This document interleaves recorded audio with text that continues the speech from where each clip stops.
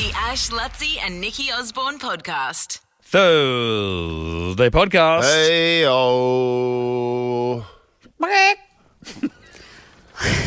I'm exhausted.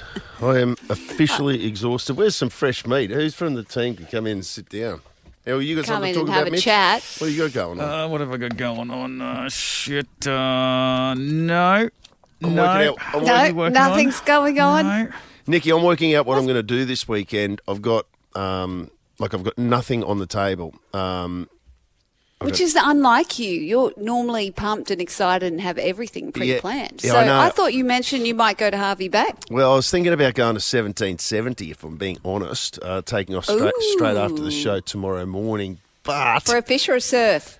no, a fish. Yeah. No, I'd go to the coast to surf, but no, I go up there to fish. But it's just such a long drive, and the weather's not perfect. If you know what I mean. It's a bit windy. Well, yeah, it's going to be okay, but it's not perfect. And if I'm going to drive that far, I want it to be just glamour. Rewarding. Especially when you had such a good break over Easter. Because Yeah. you had like the perfect fishing trips with bluebird days and caught big, what'd you catch? Giant snapper and stuff. I got red emperor, heaps of reds. Have you ever caught a marlin? Yep. Yep. Caught a few actually. How big was yours? Wasn't too big. I've caught a few. I've caught when I was young. My old man used to have a charter boat. Yep. Charter boat. And What charter boat? yeah, and so I'd go out as a decky on that quite often, and I caught a few well, I didn't really catch. I was there when they were caught, but I have caught. I reckon I've probably caught 5 marlin in my life, but yeah? I've caught 2 just completely by myself, where I'm just fishing by myself and I've got them. You know. Right, in your boat. Yeah, one. Yeah, both in my boat. Yeah, both off the Gold Coast too. I hooked what Dad said would have been a 500-pound marlin Right.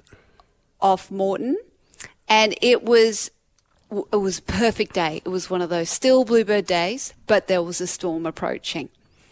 And we were out there because we were getting, we could see there was activity, the birds are working.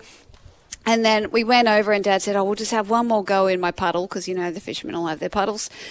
And then I hooked this massive black marlin and it was a fighter. And I was on for a good hour and this storm's coming and Dad's having to make the horrendous decision, do we cut the line and bail from this massive storm, or do we fight on?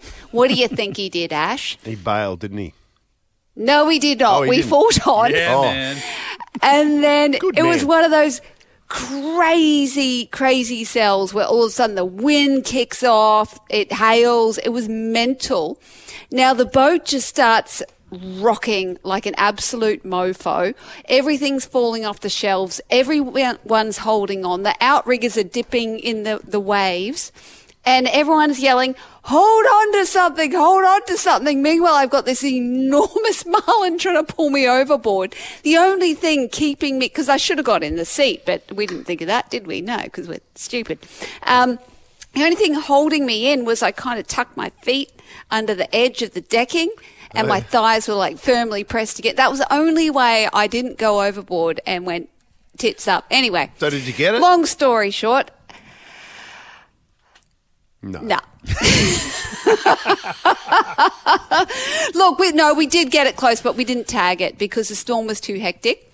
So, yeah, we got it up close to the boat, but we had to bail because, we were in a lot of trouble. It's close enough. But, yeah. It was so exciting, though, because I thought I was going to be a goner. Like, Yeah. it was already beating me up. And when the storm hit, it was just crazy. And I'm looking at my dad going, I'm going to die. Like, I was 14. Oh, really? I'm like, Oh, you're wow. going to kill me. It was like when I did nippers as a kid. Did you do nippers growing up? No, because I didn't.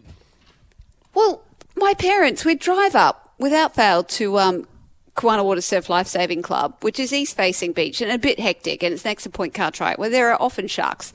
But it just ruts out. The swell is insane. And I would have been 5, 6, we'd turn up and it'd be massive swell and they'd give me this board to go and do the paddle.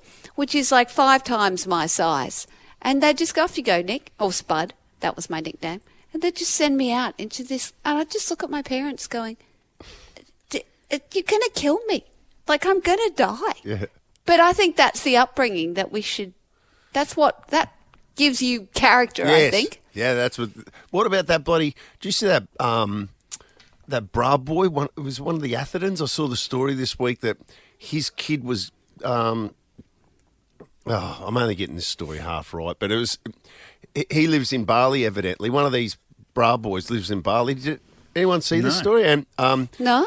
And his kid went to some surf school, and then the surf school got in touch, sent him a letter saying, hey, listen, your kid was involved in a bit of an incident out in the surf today and had to be rescued by whoever it was, the surf instructors. And he blew up because they rescued his kid. What? He said to his kid something like, don't you dare ever get rescued again. That is hilarious. And right. Yes. Yeah, he's saying, that's good parenting. Yeah, you sort your shit out, in other words, and you get back to the beach by yourself. If you go down, you go down like a man. The Ash, Lutzi and Nikki Osborne podcast.